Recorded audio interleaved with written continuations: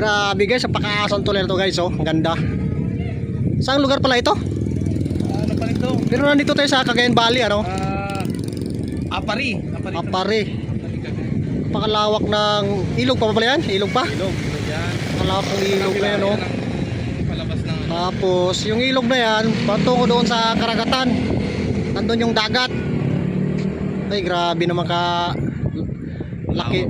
Napakalaki ng tulay na to, napakaganda, pang international. Ito naman yung tulay.